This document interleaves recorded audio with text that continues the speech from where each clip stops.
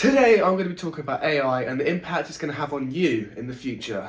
Let's go. So first things first, AI has taken a massive leap in recent years, and it's kind of been impressive how quickly AI has developed. I mean, if we look at the new AI that's coming out by OpenAI, we can see that videos are going to be absolutely insane. And that's kind of the reason why I wanted to talk about this, is because AI has come such a long way that we've kind of starting to run out of use cases for it. Like, not a lot of people know what we're meant to do with AI. What is the thing that is going to set AI apart from all of the other tech and all of the other, Google, Bing, Yazoo, all of those different search engines? What sets it apart? And people are starting to understand, but only in the tech community. In the mainstream public, people are still struggling to understand what AI is going to bring to them. So obviously on the new S24 Ultra, we got AI, and that's now been brought over to the Google Pixel 8 and 8 Pro, and it's the circle to search. And it's useful. It's good if you know it's there, and it's good if you know what it's about and how it's run and how it works. You can appreciate the technology and you can say, yeah, that is a good piece of technology. But because the mainstream public don't really have much of a use case for it, probably don't even know it's there, and just think that anything that's plastered with AI is useless, it doesn't need to be used, and it's scary to a lot of people. AI gets a lot of bad press, but also a lot of good press. And a lot of people tend to focus on the bad press because that's the best thing to focus on if you have an opposing argument to AI. If you don't think AI is going to be the future, you can go on loads of different news articles and it will say AI is here, AI is bad, AI is listening, AI is doing this. AI is the future. Whether people like it or not, AI is the future in some way, shape or form. Through either a voice assistant, chat assistant, making videos, making images. But we're struggling to come up with use cases for the image and video creation purposes. Now, video creation is fantastic, and yeah, it's going to be great for a lot of B-roll and extra little cinematic shots. But people will eventually get to the point where they want to see real shots. They'll want to know that it's real shots, because AI hasn't been done. You can't appreciate someone's work because AI's done it. AI has done everything about that scene. It's made it for you, it's composed it, and it's thought about it. Now, would I say that, this is going to take away people's jobs?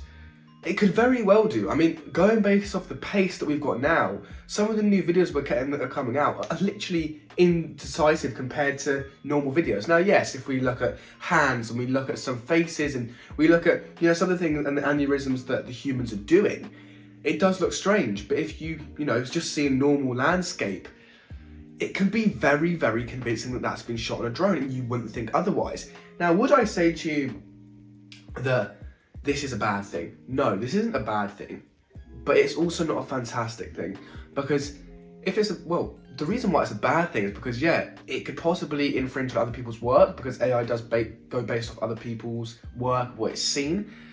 And it can also be a bad thing because it's going to take away people's jobs. It is. But on the good side, it's going to make people's jobs a lot easier. It's going to make things a lot easier for people to research if they want something for their school project, or if they want a video to run in the background that hasn't been made or been sat there in animation for ages.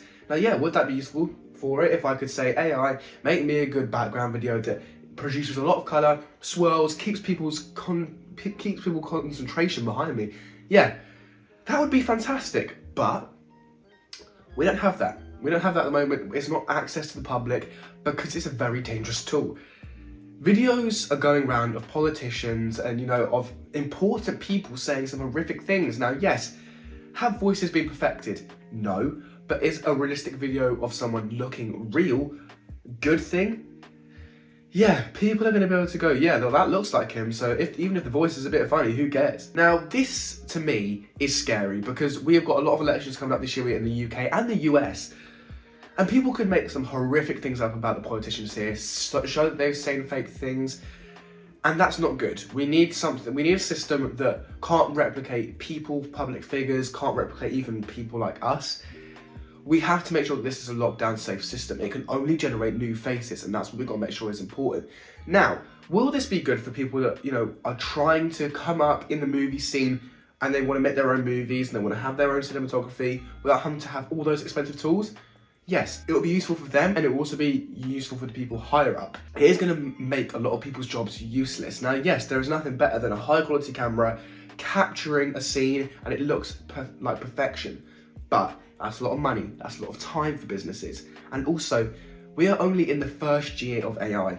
Whether it feels like you've been, seeing everything about AI for a lot longer, yeah, you've been seeing a lot of stuff about AI for a long time. You just haven't noticed it. You didn't know what it was called, and you might do. I'm assuming if you're watching this channel, you're into tech. If you're a normal person, AI has not struck anyone.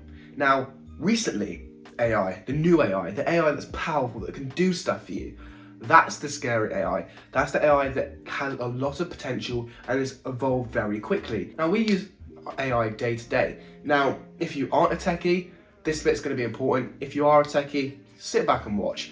So, if you're not a techie, AI is used when you take a picture on your phone.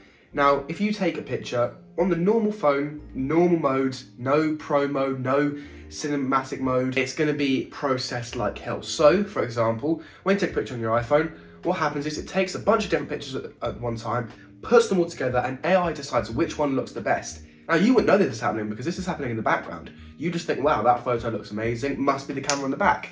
No, that is why, over the years, even though the cameras have had relatively the same specs, we've just got more powerful hardware that can, power these machine learning and everything to be done locally. Now, with Google and some Samsungs, this is a bit of a different story. It will do all the processing online and bring it back down to the phone. But most of the high-end phones are doing this all locally, which is even more impressive and, shows that AI is actually really powerful and a really useful tool. Now, this is also the case for something like a cinematic video mode. It's blurring everything, it's making sure everything looks correct. It's finding the subject you're looking at and it's going, yep, that's a human. I'm going to need to cut around it, and it will process it whilst it's doing it. So you get a nice preview. Now, it will perfect it after you've shot the video, but it will also do it whilst you're seeing what's happening, so you can get a rough view. This also happens with portrait mode, so it finds the subject and it will just go around the subject, mark it out, and it will literally just put the blur there. Now, this is a similar thing on Photoshop. You can go around someone and you can select them and then you can add the blur in manually. That's how a lot of people used to have to do portrait shots after they've been shot. But now, because our phones can track, they can find depth information, because they've got AI, they can go around certain people's faces, hair shapes, anything that can remove the background. That use for Photoshop has been twiddled out. Now, this means that Photoshop have brought in tools that can remove backgrounds like that, put subjects in easily, but all of these tools are going to be starting to get done by AI. And it does beg the question, if all these expensive tools are going to be slowly getting replaced by AI, when will AI have a price on it? Because eventually, when everyone's using AI and everyone's, going around and they've got, this AI in their pocket, or they've got it in their glasses, or they've got it on their watch, companies are going to start wanting money because it's a lot of processing power to use in the cloud. For example, Samsung with their new phones have announced that AI obviously is a massive part, so good search. But if you get this phone in the end of 2025, you're going to have to start paying a subscription to use some of the AI features, which is crazy. You can't advertise a phone with features and then ask people to pay for it. Yeah, it's using up a lot of their servers and their database, but don't try and advertise it as being local when it's all being done through the cloud. That is where Samsung and other companies are going wrong, is they are promising all these features, but you have to pay for them. Eventually, you will have to pay for them because it does use up a lot of resources on their servers. Now, Apple are rumoured this year to make their own sort of ChatGPT. Now, I don't think Apple will make you pay for this, and here's the reason why. I think if you have an iCloud service, like me, I pay for iCloud every month, that will be included automatically, you'll get it for free. But if you don't have iCloud, you'll get a limited down version, you'll get stuff that's maybe not as powerful, not as high image, or isn't as quick. But Apple have the money to be able to support these features. This is what they've been focusing on for years and years and years, along with Google. But Apple are always careful to do stuff because when they do it, they want it to be better and bigger than the competition. Now, will that most likely happen? Yes, but Apple have got to do this correctly. They've got to make sure it's got all the features that people want, and they've got to advertise it as friendly for people that don't understand what AI is. And I think that's a lot of the skepticism behind other people getting AI phones and using AIs. People don't know what it is, and people won't know what it is if it doesn't get explained to them. People will have more of a trust in Apple and Samsung and Google if they come on stage and tell them what AI is, than rather through these news outlets or other random CEOs telling you what it is. They want to hear it directly on stage so that everyone's getting the same sense, everyone's getting told the same thing, and everyone's singing from the same hymn book. That is what we're looking for, and that is what I'm hoping Apple will do, is make it more mainstream, because with everything Apple does, 9 out of 10, it becomes more mainstream, just because Apple do it in a way that's simple to understand. And if they bake it into iOS, that would be even better, because Siri definitely does need a boost, and AI would bring that hands down. Now, You know, you tell me what you think in the comments down below about AI. You tell me if you think AI is going to be the future, if you agree with some of the points I've said, and if you have, you know, give this video a like, and also just tell me what you think, because I'm really curious to see what everyone thinks about AI, and if they do think it's the future as well. But, like, subscribe, it's been Harry, I'm out. Peace.